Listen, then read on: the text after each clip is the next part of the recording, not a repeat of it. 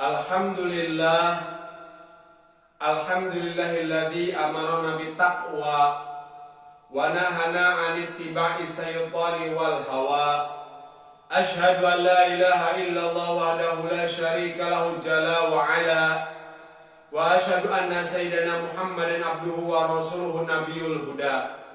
Allahumma shalli wa sallim wa barik ala sayyidina wa maulana Muhammadinil Mustafa wa ala alihi wa ashabihi wa dzurriyyatihi wa man ittada. Amma ba'du, segala puji milik Allah, Zat yang telah memberikan kepada kita kesempatan untuk kita menjadi orang yang takwa.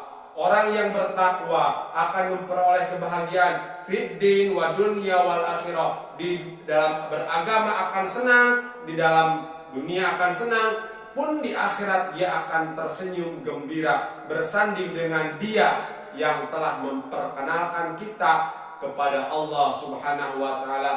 Dialah Sayyiduna wa Maulana Muhammadin sallallahu alaihi wasallam.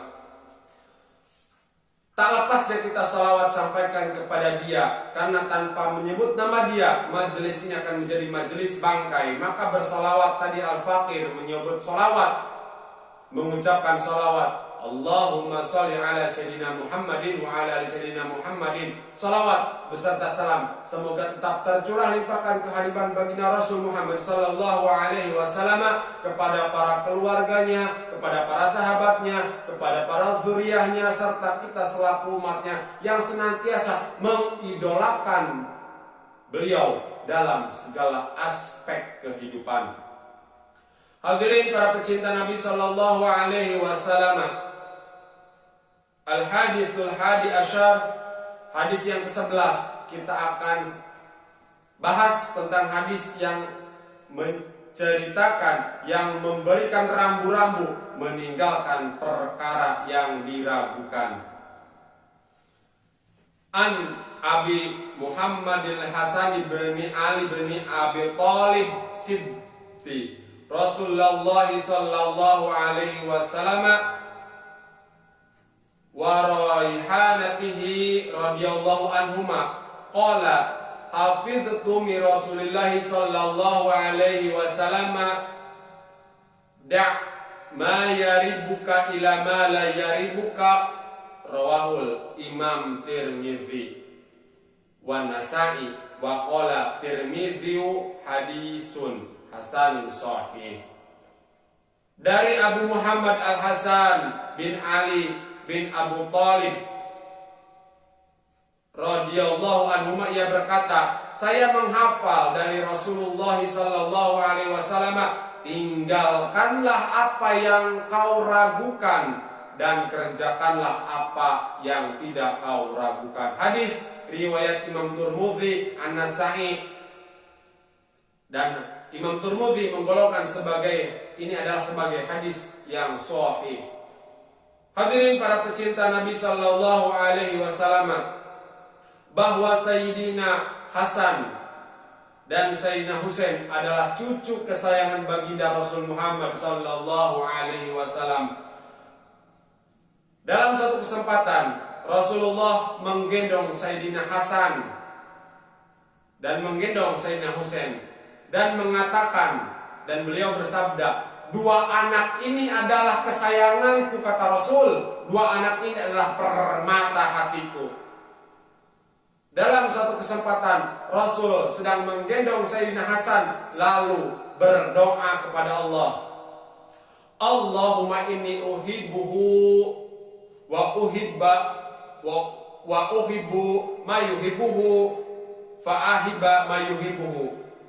Sampai doa itu diulang 3 kali. Allahumma inni uhibbuhu wa uhibbu ma yuhibbuhu fa ahibba ma yuhibbuhu. Diulang sampai 3 kali doa tersebut oleh baginda Rasul. Ya Allah, sesungguhnya aku mencintai cucuku ini Hasan, dan aku mencintai orang-orang yang mencintai dia, maksudnya Hasan. Maka cintailah olehmu orang-orang yang mencintai Sayyidina Hasan. Dalam sejarah, para rawi mengatakan Sayyidina Hasan ini sangat mirip wajahnya, karena dari pusar ke atas Sayyidina Hasan mirip baginda Rasul Muhammad sallallahu alaihi wasallam. Dari pusar ke bawah ada pada Sayyidina Husain kemiripan kepada Rasulullah sallallahu alaihi wasallam. Beliau Sayyidina Hasan dilahirkan 3 tahun ketika Rasul hijrah ke Madinah. Rasul tinggal di Madinah 10 tahun. Di tahun ketiga beliau ada di Madinah, lahirlah Sayyidina Hasan. Maka waktu meninggal, baginda Rasul meninggal, Sayyidina Hasan usianya 7 tahun. Sayyidina Hasan adalah anak tertua dari pasangan Sayyidina Ali karamallahu wajhah dan Sayyidatina Fatimah Zahra. Sayyidina Ali dan Sayyidatina Fatimah dikaruniai 5 orang anak, berarti cucu baginda Rasul 5 dari Sayyidatina Fatimah. Yang pertama Sayyidina Husain, yang pertama Sayyidina Hasan, yang kedua Sayyidina Husain, yang ketiga Sayyidina Zainab Al-Kubra, yang keempat Sayyidina Ummi Kulthum Al-Kubra, dan yang terakhir Muhsin atau Muhasin. Dalam manaqib Al-Imam Hasan ini, manaqib Sayyidina Hasan, beliau merupakan khalifah yang kelima menggantikan ayahnya Sayyidina Ali, Sayyidina Abu Bakar, Sayyidina Umar, Sayyidina Utsman, Sayyidina Ali, dan yang kelima adalah Sayyidina Al-Hasan menggantikan bapaknya Sayyidina Ali bin Abi Thalib. Namun beliau menjabat sebagai khalifah cuma 6 bulan, hadirin. Karena di satu sisi ada Muawiyah yang memproklamirkan, mendeklarasikan bahwa dia adalah juga khalifah, Muawiyah bin Abu Sufyan. Sehingga di zaman itu ada 2 kepemimpinan umat Islam, dipimpin oleh Sayyidina Hasan dan dipimpin oleh Muawiyah bin Abi Sufyan. Sayyidina Hasan lebih dulu menjadi khalifah menggantikan bapaknya Sayyidina Ali, lalu menyusul proklamasi atau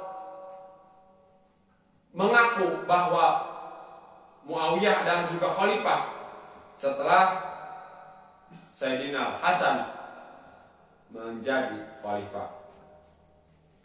Hadirin para pecinta Nabi Sallallahu Alaihi Wasallam, karena ada 2 kubu, ada 2 kepemimpinan di zaman itu, maka hampir terjadi peperangan 2 kelompok ini. Masing-masing pengikut mereka sudah beberapa kali terjadi bentrok antara kubu Muawiyah dan kubu Sayyidina Hasan. Maka Sayyidina Hasan dengan lapang dada, dengan jiwa kesatria, beliau mengundurkan diri sebagai khalifah. Bukan dia takut kepada Muawiyah, bukan dia diturunkan atau dia Sayyidina Hasan bukan karena dia menyerah kepada Muawiyah, tapi Sayyidina Hasan mengundurkan diri menjadi khalifah dan menyerahkan tahta kekhalifahan kepada Muawiyah supaya tidak terjadi pertumpahan darah di antara kaum muslimin. Bayangkan hadirin, jika ada Muawiyah kepemimpinannya, ada Sayyidina Hasan kepemimpinannya, maka akan terjadi perang. Siapa yang berperang?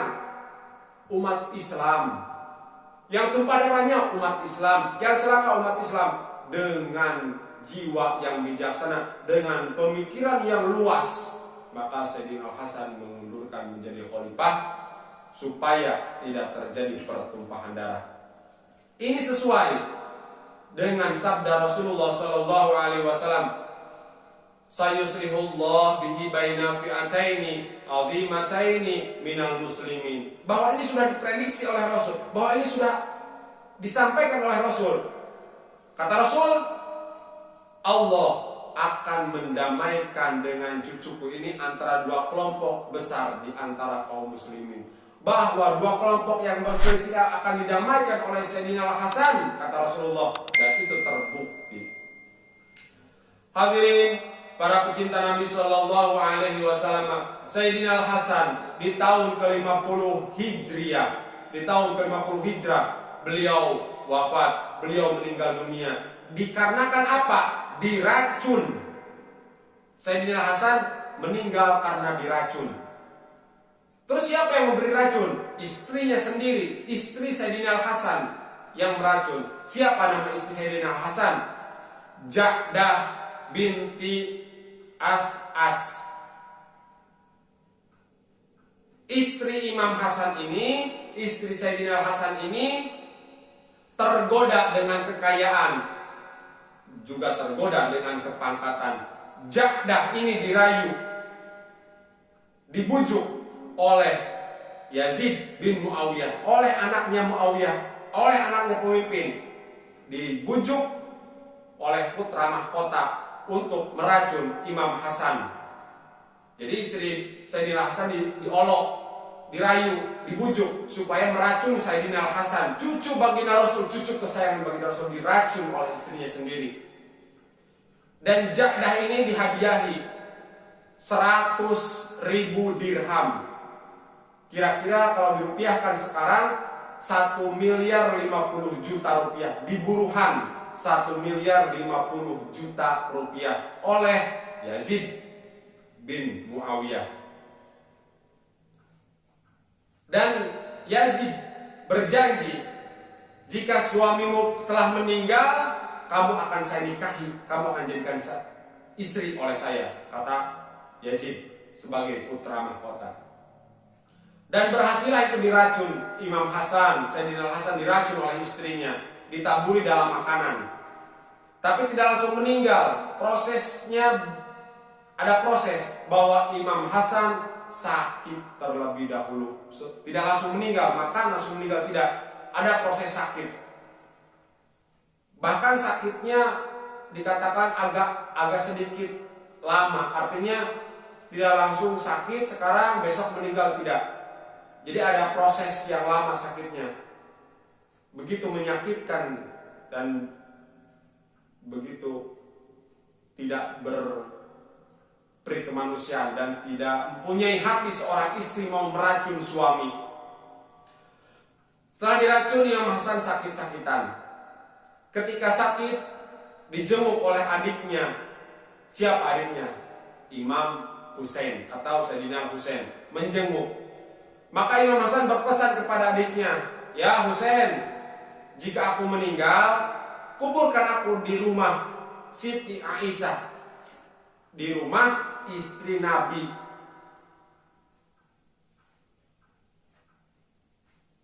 Berarti kalau dimakamkan, dikuburkan di rumah Siti Aisyah, dia akan berdampingan dengan kakeknya, yaitu Rasulullah Sallallahu Alaihi Wasallam. Dan beliau telah izin kepada ibunya Siti Aisyah. Telah izin kepada Siti Aisyah, dan Siti Aisyah mengizinkan. Boleh, silahkan. Kalau engkau meninggal, kuburkan di samping Nabi. Tapi Imam Husain berkata kepada Imam Hasan, kepada kakaknya, "Ya Husain, saya memprediksi orang-orang yang tidak senang dengan kamu, orang-orang yang dengki dengan kamu tidak akan mengizinkan engkau dikuburkan di sana." Ya sudah, kalau kata Sayyidina Husain, ya sudah, kalau memang saya tidak diizinkan dikuburkan dengan kakekku, dekat kakek kita, maka biarlah dikuburkan di makam baki. Di mana makam baki? Di depan Masjid Rasul, di depan Masjid Nabawi. Begitu meninggal dunia, Sayyidina Hasan dibawa oleh kaum muslimin untuk dikuburkan di makam yang dekat dengan Rasul, di rumah Sayyidatina Aisyah radhiyallahu anha, karena Sayyidatina Aisyah sudah mengizinkan. Begitu dibawa, karena pesannya seperti itu, pesan pertama itu kan, kedua baru pilihan yang kedua. Dibawa, namun di tengah jalan dihadang oleh kelompok kaum muslimin yang lain yang dipimpin oleh Marwan bin Hakam. Marwan ini siapa? Marwan ini sejak kecil sudah disebut oleh Rasul Mal'un ibnul Mal'un, anak yang terkutuk dari orang yang terkutuk. Marwan ini terkutuk, bapaknya juga terkutuk, kata Rasul gitu. Tapi kalau dikait-kait, kalau kita ditarik garis kekeluargaan, maka Marwan ini, Hakam ini masih punya hitungan keluarga dekat dengan Rasulullah Shallallahu Alaihi Wasallam. Anak keponakan Nabi sepupu 3 kali dengan Hakam ini. Rasulullah sepupu 3 kali dengan Hakam. Jadi masih dekat lah.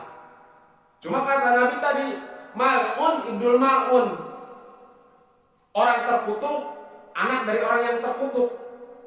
Anak dan bapak terkutuk semuanya. Dan kejadian itu hampir menumpahkan darah, karena yang membawa jenazah atau jasad Sayyidina Al-Hasan kekeh petekeh hayang nguburkeun di dekat Rasulullah. Marwan bin Hakam tidak mengizinkan. Tidak boleh bahwa Hasan tidak boleh dikuburkan dekat Rasulullah. Sama muslim semuanya. Akhirnya percekcokan terjadi dan ditengahilah ada yang mendamaikan. Siapa dia yang mendamaikan? Abu Hurairah. Akhirnya setelah didamaikan, terjadi kesepakatan bahwa Sayyidina Al-Hasan dikuburkan di makam Baqi. Hadirin para pecinta Nabi Shallallahu Alaihi Wasallam, itulah sekilas sejarah tentang cucu baginda Rasul Muhammad Shallallahu Alaihi Wasallam. Salah satunya itu Sayyidina Al-Hasan. Sayyidina Al-Hasan berkata, saya mengingat dan saya menghafal dari Rasulullah Shallallahu Alaihi Wasallam. Suatu itu Imam Hasan masih usia 7 tahun. Da' ma yaribuka ila ma yaribuka.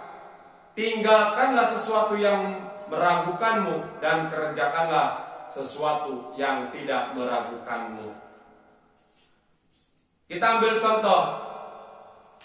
Ini halal atau haram? Ragu kita nih, ada makanan, misalkan contoh makanan. Ini halal, makanan ini, atau haram? Ragu, itu halal atau haram? Maka tinggalkan. Ini baik, ini tidak baik. Ini baik atau tidak baik? Ragu kita, tinggalkan. Supaya kita tidak terjebak ke dalam sesuatu yang meragukan. Para ulama pensarah hadis ini mengatakan bahwa perintah di sini adalah perintah yang sunnah, bukan perintah yang wajib. Jadi perintahnya bukan wajib tapi sunnah. Dari hadis ini timbul beberapa hukum, baik masalah ibadat, masalah muamalat, masalah munakahat. Para pensarah hadis ini menerangkan sakka fitulu il fajar hal yatasaharu. Seseorang ragu-ragu akan terbit fajar, apakah dia boleh makan sahur? Jadi ketika sahur ini sudah imsak atau belum, ragu-ragu. Berarti harusnya sahur atau tidak sahur. Para ulama mengatakan jika ragu-ragu seperti itu, maka boleh makan, boleh tidak. Kalau tidak makan, itu lebih baik daripada kita makan. Misalkan imsak jam 5, pukul 4.30 imsak. Kita bangun pukul 4.25. Tapi jam kita kendor. Jam kita lebih lambat daripada jam normal. Harusnya kan sudah imsak, baru bangun. Ada makanan, pok dimakan. Padahal sudah adzan. Yang lain sudah bubar dari musola, dari masjid, dia baru makan. Tapi kalau dia tidak tahu ya tidak apa-apa. Tapi kalau ragu-ragu ini sudah imsak atau belum, mendingan tidak usah makan. Itu lebih baik. Tapi kalau makan, silahkan. Tidak makan, itu lebih baik. Tapi ada orang yang sengaja, sudah imsak belum ya? Sudah imsak belum ya? Dia tahu sudah imsak, tetap makan. Berarti tidak puasa orang tersebut. Dicontohkan lagi, walau da'ahu fasikun liwalimatin jarat ijabatuhu walakinna abal tarkuhu. Jika seorang yang fasik mengundang kita, orang yang fasik tahu tidak hadirin para pecinta Nabi Sallallahu Alaihi Wasallam? Orang fasik itu orang yang apapun dia halalkan. Yang halal ada, yang haram ada. Orang fasik itu halal diambil, haram diambil. Terkenal halal haram lah jamaah fasik mah gitu. Sangka Allah, jika orang fasik mengundang kita, mengundang jamuan makan, bahwa kita melihat makan itu ini halal atau haram yang disebutkan orang ini. Karena kita tahu orang itu fasik. Kita menolak untuk datang itu lebih baik. Tapi jika kita datang pun tidak apa-apa. Kita datang, iktikadkan dalam diri kita, saya yakin ini adalah yang disuguhkan ini adalah halal. Tapi kalau kita tidak datang itu jauh lebih baik. Contoh yang lain. Jika kita melihat benda atau barang di tangan seseorang, jam tangan, cincin, gelang, kalung, kemudian di hari yang lain sudah berpindah tangan, misalnya gelang si A, rantai si A, jam si A, baju si A, sorban si A, di hari yang lain jam tangan sudah berpindah. Kita tahu bahwa itu adalah jam tangan si A. Di hari yang lain berpindah tangan ke si B. Dan si B itu menjual kepada kita. Mau tidak nih jam tangan saya jual. Berapa? 200.000. Kita ragu. Itu jam tangan si A itu dia beli atau dia curi dari si A. Maka kalau ragu jangan dibeli. Tapi kalau kita yakin, oh kita sudah check and recheck, kita sudah tabayun, kita sudah mencari informasi bahwa itu jam itu oleh si A diberikan ke si B, atau oleh si A dijual ke si B, dan oleh si B dijual lagi ke kita, itu boleh. Tapi kalau kita ragu-ragu mendingan jangan dibeli. Di dalam bermuamalah, Imam Ghazali mencontohkan lagi dalam bab pernikahan. Andai kata ada dua orang laki-laki melihat burung. Dua laki-laki melihat burung. Katakanlah si A dan si B. Si A berkata kepada si B, itu burung gagak. Kata si B, bukan, itu bukan burung gagak. Kata si A, kalau itu burung gagak, saya ceraikan istri saya. Kata si B, kalau itu bukan burung gagak, saya ceraikan istri saya. Dari kedua orang itu penasaran, melihat burung, datangi burung tersebut, bahwa burung itu akan dilihat apakah itu burung gagak atau bukan. Geja berhibar manuk nate, terbang burungnya, maka tidak jelas itu burung gagak atau bukan burung gagak. Maka pernikahannya tidak terganggu meskipun dia bercanda, saya akan ceraikan istri saya, saya akan ceraikan istri saya. Tapi hati-hati dengan ucapan menceraikan itu, jangan gegabah. Kata Imam Ghazali, jika ada perkataan seperti itu, maka lebih baik istrinya diceraikan. Bahaya kan? Jadi dalam bab pernikahan pun Imam Ghazali mencontohkan seperti itu. Dari beberapa contoh yang tadi, para ulama mengecualikan satu masalah. Karena masalah ini selalu dan langsung ditekankan oleh Rasulullah Shallallahu Alaihi Wasallam. Jika kita ragu-ragu, batal atau tidak, batal atau tidak. Kita sedang berwudu, batal atau tidak. Kita dari rumah sudah berwudu nih, berangkat ke masjid, berangkat ke musola untuk berjamaah. Sampai di masjid atau musola kita ragu, saya sudah batal atau belum. Nah, kalau perkara yang lain, kasus yang lain, kalau batal kita tinggalkan, tapi kalau kasus ini tidak. Kalau kita ragu, teruskan. Jadi sebelum sholat, saya batal atau tidak wudunya ya.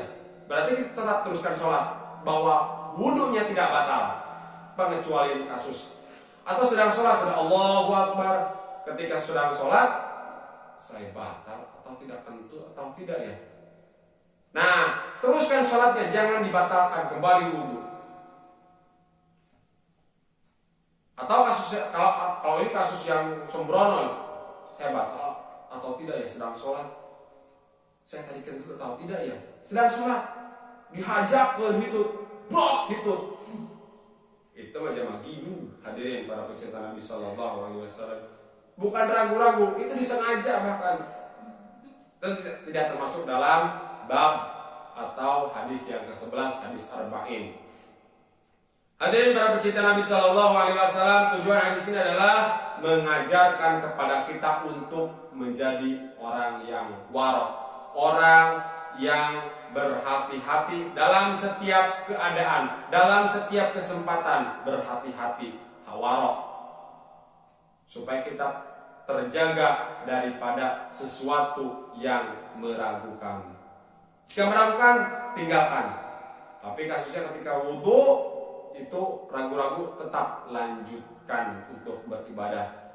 Terima kasih atas segala perhatian. Insya Allah kita lanjutkan ke hadis yang ke-12 dari Arba'in Nawawiyah. Mohon maaf al-fakir atas segala kekurangan dan kekhilafan. Terima kasih atas segala perhatian. Wallahul muwaffiq ila aqwamit thoriq. Wassalamualaikum warahmatullahi wabarakatuh.